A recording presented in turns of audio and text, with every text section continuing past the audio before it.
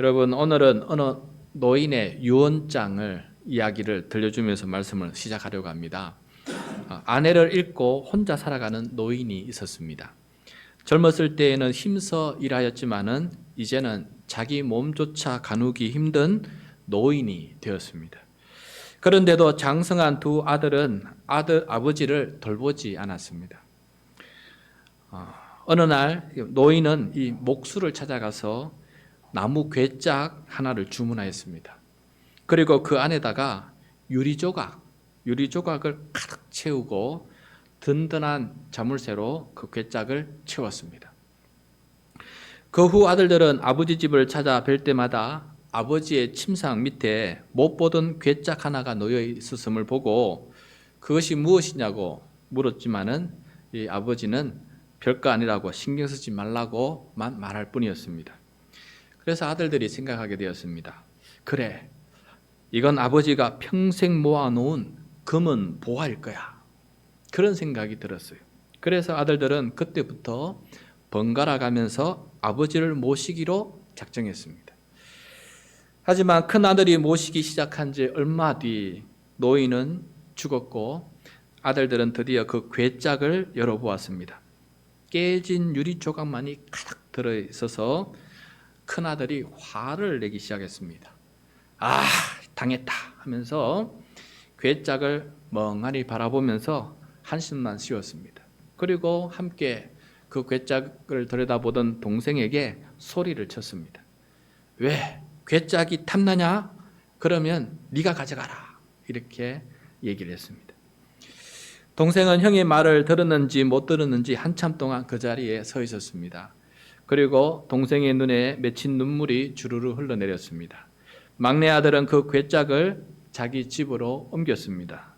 그 이유는 자식이 효도하려고 해도 어버이는 기다려주지 않는다라는 옛글을 생각하면서 아버지가 남긴 유품 하나만이라도 간직하는 것이 그나마 마지막 효도라라고 생각을 했습니다.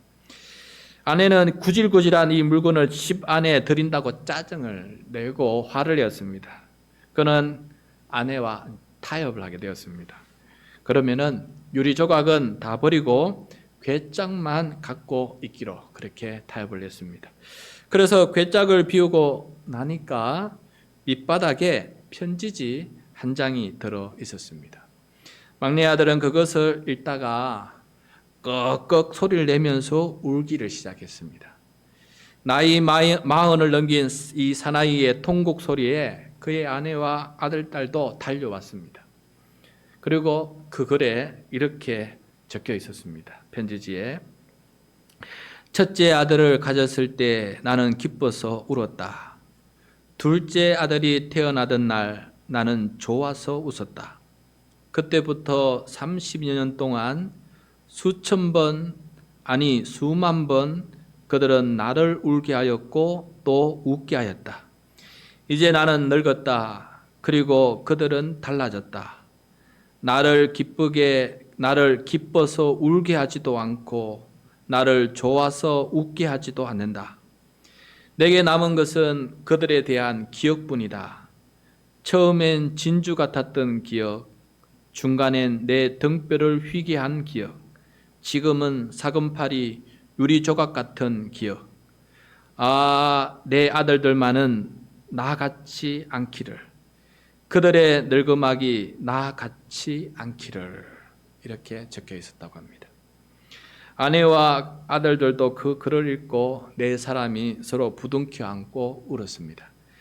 그런 일이 있는 다음부터 그들 집안에서는 즐거운 웃음소리가 들리지 않는 날이 없게 되었다라고 합니다.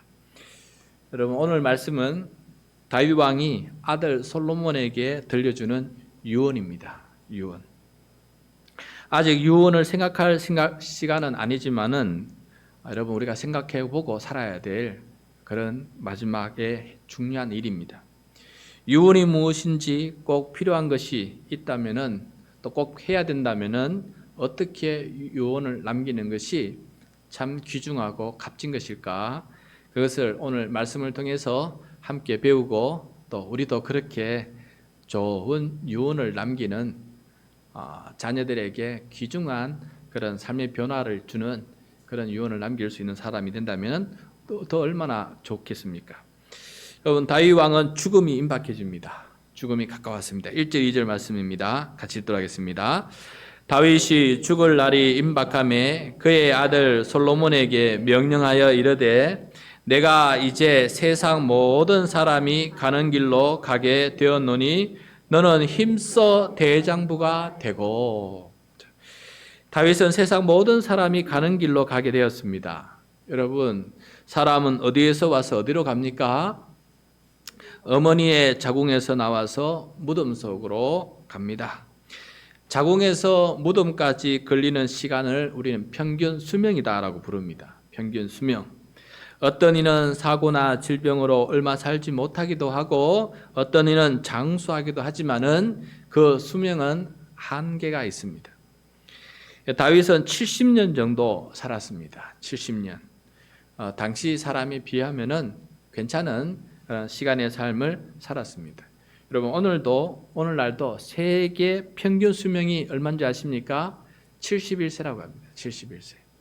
근데 우리나라는 위생이 잘 되어서 잘 먹고 잘 살아서 그런지 2010년부터 지금까지 계속해서 평균 수명이 83세라고 합니다. 83세. 83세까지 산다면은 여러분, 우리의 남은 생애는 몇 년이 남았습니까?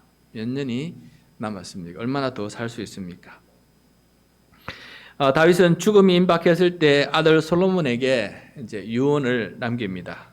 유언을 남긴다는 것은 자신의 삶을 통해 배운 가장 중요한 교훈을 사랑하는 자녀들에게 이렇게 살았으면 좋겠다라고 마지막으로 교훈하고 가르치는 자녀 양육의 시간 아니겠습니까? 자식에게 줄 수 있는 가장 좋은 말을 남기는 순간입니다. 여러분, 다윗은 솔로몬에게 어떤 유언을 남겼을까? 그 유언을 한번 들어봅시다. 먼저 너희가 힘써 대장부가 되라. 힘써 대장부가 되라. 여러분, 이 말은 군인들에게 용기를 내라라고 할 때 쓰는 그런 말입니다. 아버지 다윗이 이제 죽음을 앞두고 어린 솔로몬이 왕위에 오르게 되는 것을 보면서 마치 전장에 나가는 장수처럼 그런 인생이 되겠다라는 생각이 들었어요. 그래서 아들에게 힘써 대장부가 되라. 강한 마음을 가지라. 강한 용기를 가지라라고 말하고 있습니다. 그도 그럴 것이 지금 솔로몬의 주변에는, 왕의 주변에는 어떤 사람들이 있습니까? 다윗 왕을 대적한 반역자들이 지금 있지 않습니까? 군대 장관 요압이 군 총사령관으로 여전히 있고, 성전에 가면은 반역에 동참했던 대제사장 아비아달이 여전히 여기 있고, 그 다음에 다윗을 욕했던 저주했던 시므이가 여전히 예루살렘 근처에 살고 있고, 이런 사람들이 주변에 절비에 있는데 이 어린 아들이 왕이 되어서 앞으로 어떻게 살아갈까? 마치 정전터와 같은 삶 아니겠습니까? 그래서 힘써 대장부가 되라, 강하라, 힘을 내라 라고 이렇게 얘기하고 있는 것을 보게 됩니다. 아마도 솔로몬이 힘이 빠진 것 같아요. 어떻게 했으면 좋겠습니까? 라고 주눅이 들었을 때 다윗 왕은 그것을 보고 힘내라, 대장부가 되라, 대장부가 돼야 된다 라고 이렇게 얘기합니다. 그런데 여러분, 어떻게 하면 대장부가 될 수 있습니까? 그런 상황에서 어떻게 하면 대장부가 될 수 있어요? 다윗은 놀랍게도 대장부가 되는 길은 이것이다 라고 가르쳐주는 첫 마디가 있는데 3절 말씀입니다. 3절 말씀, 대장부가 되는 길을 함께 들어봅시다. 3절 말씀 시작. 내 하나님 여호와의 명령을 지켜 그 길로 행하여 그 법률과 계명과 율례와 정글을 모세의 율법에 기록된 대로 지키라. 그리하면 네가 무엇을 하든지 어디로 가든지 형통할지라. 여러분, 사람들은 모두 자기 욕심과 욕망으로 과욕을 부리면서 살아갑니다. 그래서 하나님의 뜻을 무시하면서 살아갑니다. 지금 솔로몬이 주변에 있는 그 모든 신하들처럼 그렇게 다들 살아가고 높은 관직에 오르기를 바라면서 그렇게 살아갑니다.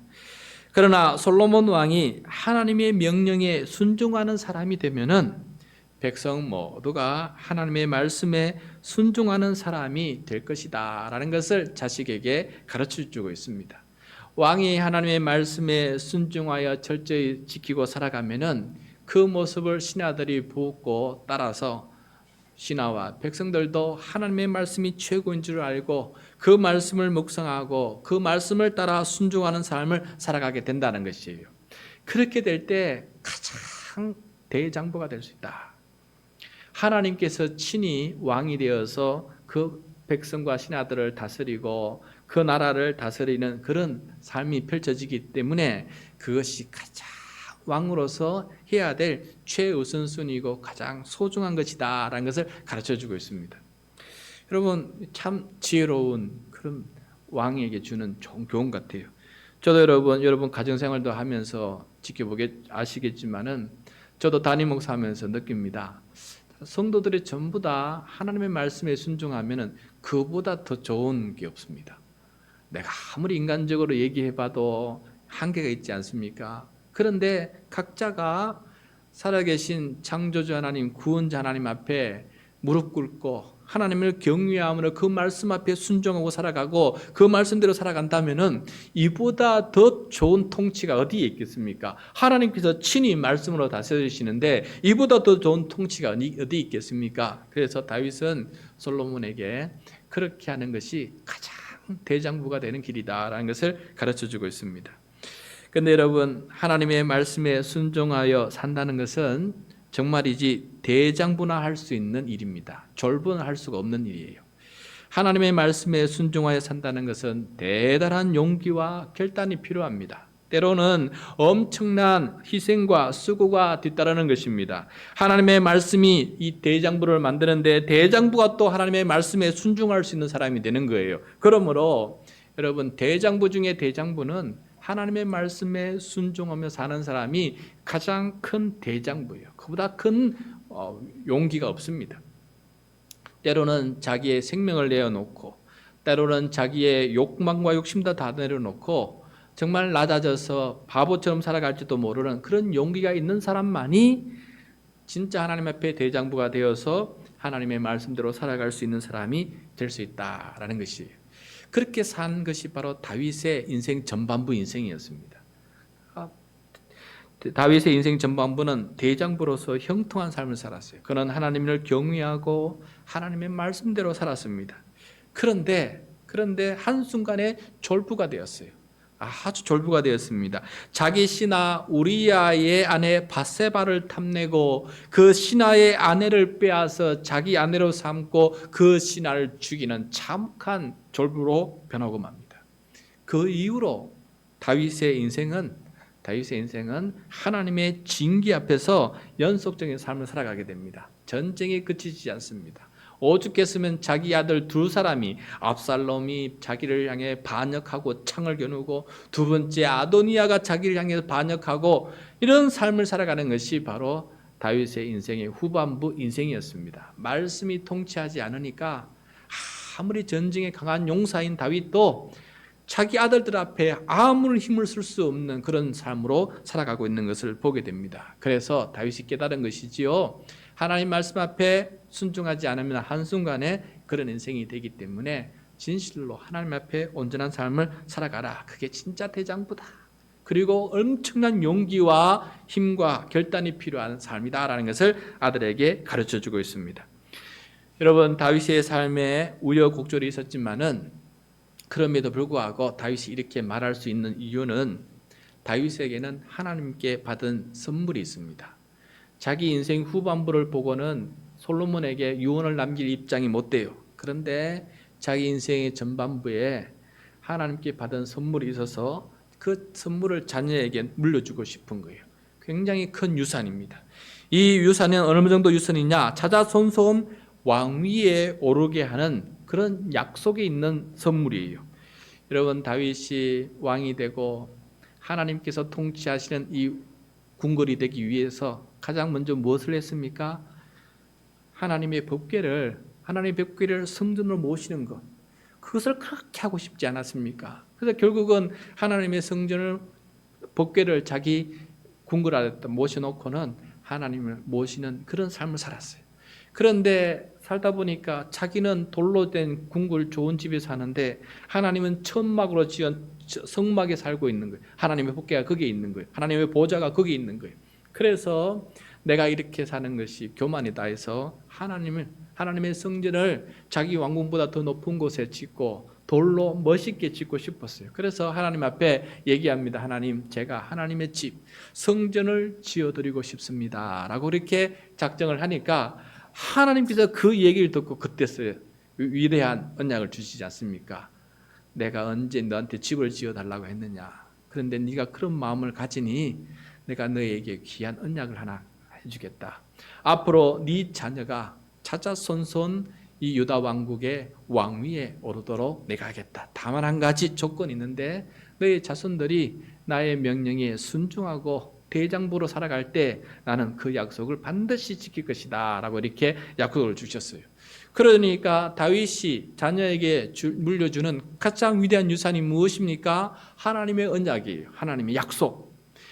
우리 자녀들이 하나님의 말씀에 순종만 하면은 그 왕위가 차차손손 이어지게 되니까 엄청난 이 위대한 유산을 자녀에게 꼭 물려주고 싶은 것이에요. 그래서 이렇게 살아달라고 당부하는 내용이 나옵니다. 솔로몬에게뿐만 아니라 자손 대대로 이 약속이, 이 유산이 이어지기를 바라요. 그 말씀이 바로 4절 말씀입니다. 우리 4절 말씀 같이 읽겠습니다. 시작. 여호와께서 내 일에 대하여 말씀하시기를 만일 네 자손들이 그들의 길을 삼가 마음을 다하고 성품을 다하여 진실이 내 앞에서 행하면 이스라엘 왕위에 오를 사람이 내게서 끊어지지 아니하리라 하신 말씀을 확실히 이루게 하시리라. 네. 하나님께서 확실하게 네 자손들에게 이런 위대한 유산을 이루어갈 것이니까 자손들에게 잘 유언을 남겨서 이 언약의 약속을 꼭 받는 자손 되게 하라, 이렇게 말씀하고 있는 것을 보게 됩니다. 여러분, 다윗처럼 우리도 대장부일 때 만든 이야기가 많이 있어야 됩니다. 우리가 졸부가 되어서 만든 연약한 불신의 이야기, 불행의 이야기도 우리도 있지만은 우리가 대장부가 되어서 만든 위대한 신앙의 이야기를 가지고 있어야 됩니다. 그리고 그것을 자녀들에게 물려줄 위대한 유산으로 생각을 해야 됩니다. 여러분, 다윗은 소년 목동일 때 막대기 하나로 사자와 곰을 물리친 그런 용기 있는 사람이었어요. 또 블레셋 거인 장수 골리앗을 물매로 물리친 그런 용기 있는 믿음의 그 전쟁사가 있는 사람이었어요.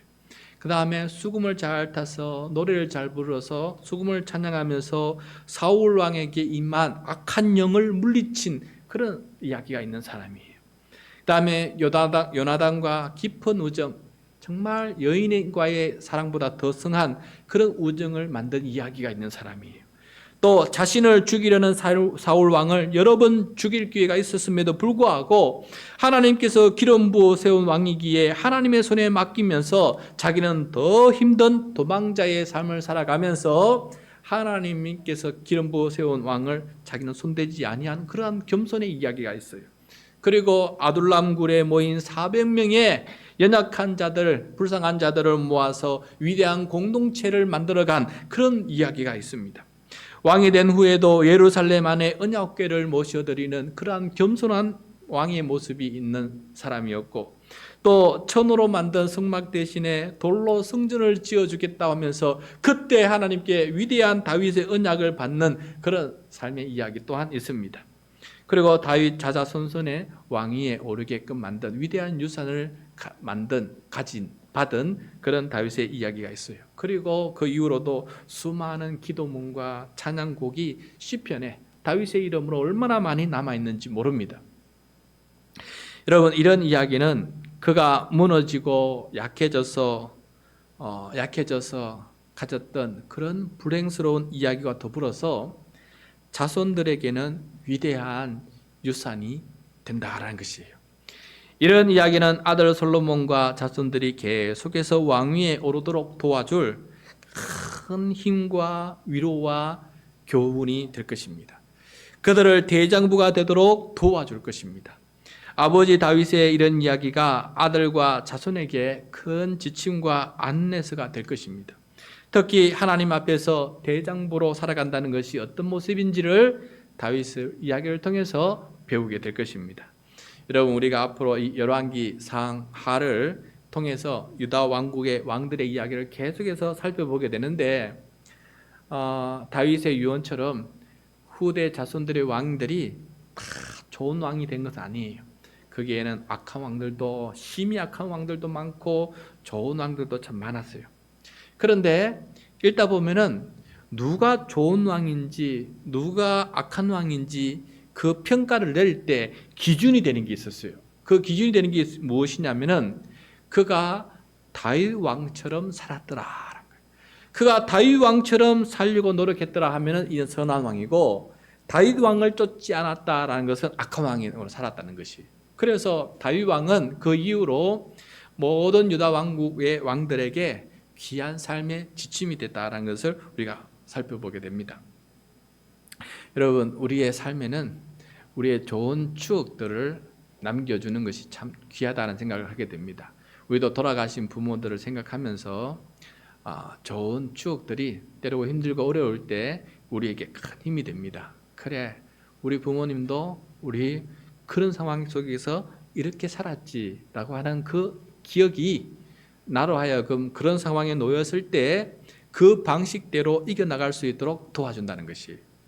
그래서 우리에게는 믿음의 좋은 대장부 이야기가 있어야 되고, 또 그것이 우리 자녀들에게 물려줄 귀한 유산이라는 사실 꼭 잊지 마시길 바랍니다.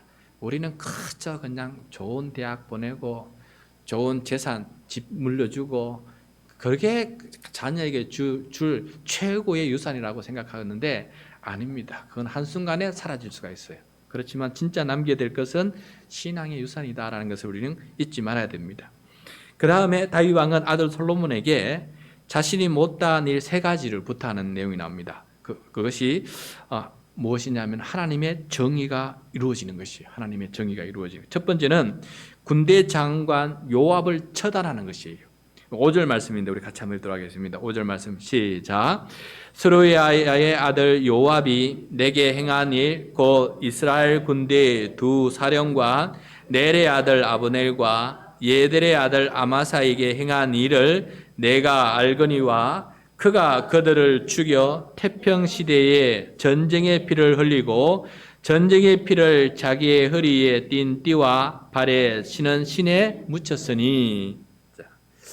다윗에게는 전쟁이 없는 평화의 시대가 열려질 뻔했어요. 그렇게 평화의 시대를 만들어 가는데 그 평화를 전쟁터로 바꾼 사람이 누구냐면 요압이에요. 그것도 2번씩이나. 그래서 이 수많은 사람들의 생명을 죽이게 한 전쟁의 미치광이 이 요압을 죽여서 다시는 이 땅에 전쟁이 일어나지 않도록, 수많은 사람의 생명이 한순간에 사라지지 않도록 하나님의 정의가 이루어지도록 그렇게 당부하고 있는 것을 보게 됩니다. 그래서 얼마 가지 않아서 요압은 결국은 죽임을 당합니다.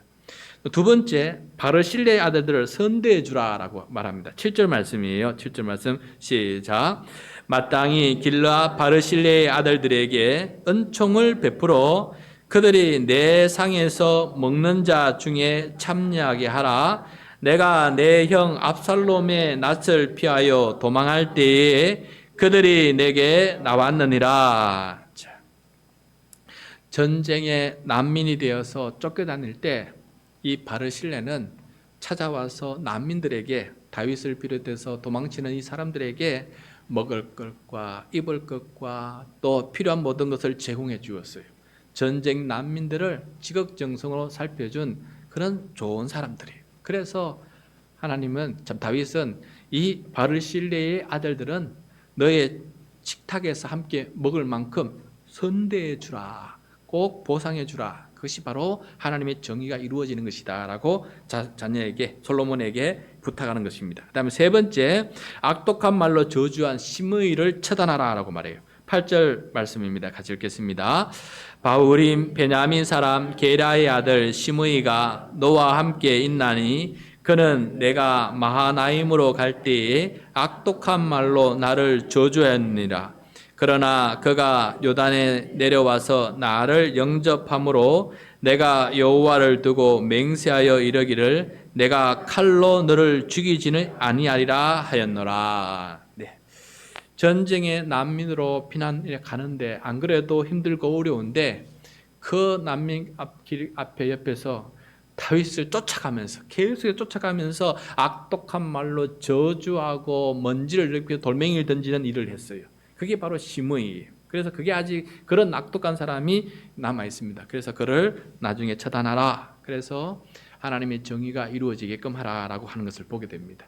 이것은 다윗만을 위한 것이 아니고 결국은 솔로몬 왕위의 왕권이 안정되게 유지되고 하나님의 정의가 이루어지고 전쟁이 없는 평화의 시대가 펼쳐지게끔 만드는 그런 지혜로운 유언이었다는 것을 보게 됩니다. 그 이후로 다윗은 정말 평화로운 시대를 맞이하게, 솔로몬은 평화로운 시대를 맞이하게 되고 그 평화로운 시대에 성전을 건축하면서 하나님께 올려드리는 일을 하게 됩니다.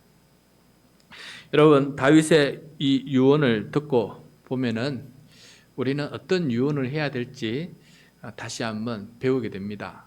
오늘날 유언장 작성 요령을 보면은 대부분은 자기의 시신을 어떻게 처리해라, 그 다음에 남은 재산은 어떻게 나누어 가지라, 이게 주된 내용이에요. 그게 주된 내용. 그렇지만은 다윗의 유언을 보면 그런 얘기 하나 없습니다.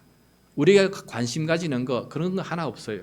오직 어떻게 하는 것이 하나님의 뜻을 이루고 하나님의 정의가 이루어져서 하나님께서 통치하시는 나라를 이룰 것인지에 대한 가장 값지고 중요한 교훈들을 던져주고 있는 것을 보게 됩니다. 그러므로 여러분, 우리가 정말 자녀에게 물려줘야 될 아름다운 유산이 무엇인지 이 다윗의 유언을 통해서 다시 한번 배우게 됩니다. 자, 이렇게 유언을 마친 다윗은 죽어 장사가 됩니다. 10절과 11절 말씀입니다. 시작. 다윗이 그의 조상들과 함께 누워 다윗성에 장사되니 다윗이 이스라엘 왕이 된 지 40년이라 헤브론에서 7년 동안 다스렸고 예루살렘에서 30년 동안 다스렸더라. 예. 다윗은 70년 동안 살게 되었는데 30년 동안은 왕이 되기 위한 삶이었고 나머지 40년 동안 왕이 되어서, 그러니까 왕이라는 직업과 직분을 수행하면서 산 인생이 40년입니다. 일할 수 있는 시간이 여러분 우리에게도 정해져 있습니다. 또 일할 수 없는 밤이 또 찾아오게 됩니다. 저도 한번 세어보았습니다. 제가 2004년에 목사 안수를 받았으니까 금년이 20년째 됩니다. 제가 70세 연퇴를 하니까 앞으로 대략 20년 남았어요.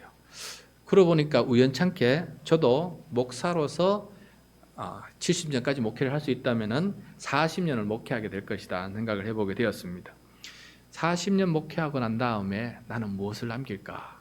그리고 앞으로 남아있는 20년의 그 삶 동안에 어떤 이야기를 남길 수 있을까? 이게 오늘 다윗을 통해서 배우게 됩니다. 나는 앞으로 남은 인생 동안에 어떤 대장부와 같은 이야기를 만들 수 있을까? 그리고 그것을 자손에게 넘겨줄 수 있을까? 이것을 많이 생각해 보게 되었어요. 그게 꼭 필요합니다. 왜냐하면 그것이 자녀에게 큰 유익이 돼요. 이 다윗의 유산 덕분에 솔로몬은 정말 아름다운 삶을 살아가게 됩니다. 그게 바로 12절. 간단하게 적혀 있는데 12절 말씀 같이 한번 보겠습니다. 시작.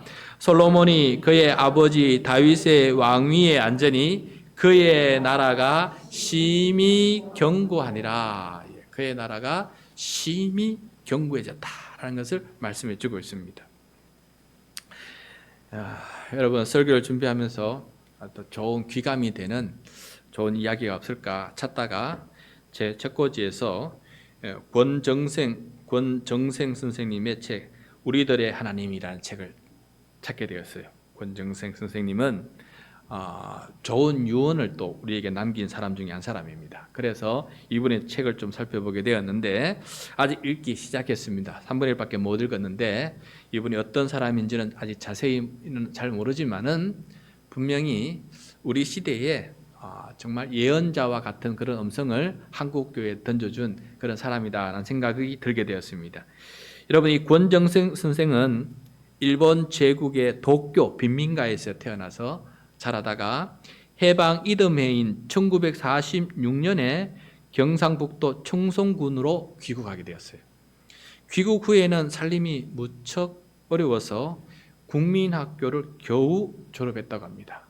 졸업하고 난 다음에 나무장수, 고구마 장수, 또 노동자의 구전 일들을 하면서 그렇게 성장하게 되었습니다. 그런데 19세에 그런 폐병에 걸렸고 병세는 점점 심해져서 폐결핵과 늑막염을 거쳐서 신장결핵과 방광결핵으로 인해서 온몸이 망가져 버렸습니다. 사람 구실을 제대로 못할 정도가 되었어요. 이 때문에 평생 오줌통을 몸에 차고 그렇게 살아야 했습니다. 이런 상황에 그나마 부모님마저 차례로 세상을 떠나고 집도 없고 기댈 곳도 없는 그런 인생이 되고 말았습니다. 그러다가 1967년 경상북도 안동 일직면에 있는 일직교회 뒤편에 있는 조그만한 토담집에 기거하면서 교회 종지기의 삶을 살아가기 시작하였습니다. 여러분, 생활은 여전히 조악하고 또 여름이면 소나기가 뚫린 창호지를 구멍을 뚫고 오게 비 때문에 교회 문에 창호지에 구멍이 났는데 그 사이로 개구리가 들어와서 집안에서 개구리가 울고 또 겨울이면 생쥐들이 들어와서 발가락을 깨물고 옷 속을 빌짓고 겨드랑이까지 파고 들어와서 살 정도의 그런 비참한 삶을 살고 있었다고 합니다. 그런데 이러한 고통 속에서 놀랍게도 고통 중에 있는 어린이들을 생각하는 사람이 되었어요. 고통 중에 있는 어린이들을 위로하는 그런 작가의 삶을 살아야 되겠다 하는 선한 마음이 생겼습니다. 그래서 그는 글을 쓰기 시작했어요. 그래서 1969년 단편 동화 강아지 똥을 발표하면서 월간 기독교 교육의 제1회 아동 문학상을 받으면서 동화 작가의 삶을 시작하게 되었습니다. 그리고 1973년 조선일보 신춘문예 동화 부분에 무명조고리와 엄마로 당선하게 되었고 1975년 제1회 한국 아동 문학상을 처음으로 받는 사람, 그 주인공이 되었습니다. 그는 꾸준히 아동들을 위해서 창작 활동을 계속했어요. 가난과 전쟁으로 힘들고 상처 입은 이 어린이들을 생각하면서 글을 썼고 그들을 돕는 일에 앞장서는 삶을 살아가게 되었습니다. 그러다가 1981년작 몽실 언니, MBC TV 명작 드라마가 되었는데 몽실 언니를 발표하면서부터 많은 베스트셀러를 써서 당대 수억 원에 이르는 책값 인쇄비를 받으면서 그렇게 살아가게 되었습니다. 그러나 정작 그는 산골교회 뒤쪽 흙집에서 평생을 검소하게 살았고 옷도 단벌이어서 이웃들은 그가 굉장히 가난한 사람인 줄 알고 그렇게 살아가고 있었다고 합니다. 그는 2007년 70세의 나이로 죽기 직전에 가까운 지인에게, 어느 신부님에게 이런 유언을 남겼습니다. 하나님께 기도해 주세요. 제발 이 세상, 너무도 아름다운 이 세상에 사람이 사람을 죽이는 일은 없게 해 달라고요. 제 예금 통장 다 정리되면 나머지는 북한 굶주리는 아이들에게 보내주세요. 제발 그만 싸우고 그만 미워하고 따뜻하게 남북 통일이 되어 함께 살도록 해주세요. 중동, 아프리카, 티벳, 여기 전부 다 지금 전쟁으로 힘들어하는 지역의 아이들이 살아가는 그런 지역입니다. 중동, 아프리카, 티벳 어린아이들은 앞으로 어떻게 하지요? 기도 많이 해주세요. 이것이 유언이었습니다. 우리가 생각하는 그런 유언장이 아니에요. 기도해 주세요. 이 세상이 전쟁 없는, 그래서 전쟁 때문에 힘들어하는 아이들이 없는 그런 세상이 되었으면 좋겠고, 내 남은 모든 재산은 그렇게 힘들어하는 아이들을 위해서 다 써달라고 그렇게 유언을 남겼습니다. 현재 그의 책 인쇄비는 그 유언을 이루기 위해서 주변 지인들이 그 유언을 따라서 살게 서기하기 위해서 권정생 어린이 문학재단을 만들었습니다. 그리고 이 재단을 통해서 지금도 남북한과 분쟁 지역 어린이를 돕는 사역을 지금까지 펼쳐지고 있다는 것입니다. 어린이를 위로하는 동화들은 위대한 유산으로 남아서 어린이를 위한 지속적인 이 섬김의 사역이 이어지고 있는 것을 보게 됩니다. 이 권정생 선생에게도 연약하고 분획한 이야기도 많지만은 그런 형편 속에서도 믿음으로 참 멋있는 대장부의 삶을 살아간 이야기가 그에게 있고, 그 이야기가 주변 지인들에게, 고통받는 어린이들에게는 아름다운 유산이 되어서 지금도 그들에게 큰 유익을 주고 있는 것을 보게 됩니다. 여러분, 우리가 값진 유언을 남긴다는 것은 다른 말로 말하면은 값진 삶을 사는 것입니다. 값진 삶을 살아갈 때 값진 유언이 생겨나게 됩니다. 세속적인 삶을 살다가 욕심 중에 살다 보면은 유언도 고작 남기는 것이 재산 이야기밖에 남길 것이 없어지게 됩니다. 그러나 정말 값진 인생이 무엇인지 알고 산 사람은 값진 유산을 남기는 삶을 살아갈 수 있게 되고, 그것 때문에 천국에서도 칭찬받는 하나님의 자녀의 삶을 살아갈 수 있게 될 것입니다. 그러므로 여러분, 오늘 우리 유언을 통해서 우리가 배우는 것은 어떤 값진 유언을 남길 수 있는 삶을 지금부터 살아가는 사람이 되느냐 하는 것입니다. 우리가 어떤 삶을 사느냐에 따라서 우리가 남기게 될 유언이, 값진 유언은 달라지게 될 것입니다. 우리에게 좋은 유언이 남겨질 수 있도록, 그리고 하나님 기뻐하시는 유언을 남기는 그런 삶이 되어서 그것이 자자손손 이어지는 값진 유언이 목록이 될 수 있는 그런 삶을 살아가는 것, 이것이 바로 오늘 말씀을 통해서 하나님께서 우리에게 주시는 말씀 아니겠습니까? 지금부터 죽기 전까지 남은 인생을 값지게 살아라. 그리고 값진 것이 무엇인지 깨닫고 그 값진 것을 남겨주는, 유언으로 남겨줄 수 있는 사람이 되라. 이것이 오늘 우리에게 주신 하나님의 말씀입니다. 그러한 말씀을 귀담아 듣고 오늘부터 남은 인생을 값지게, 값진 이야기를 만들어가며 살아갈 수 있는 우리 모두가 될 수 있기를 간절히 소원합니다.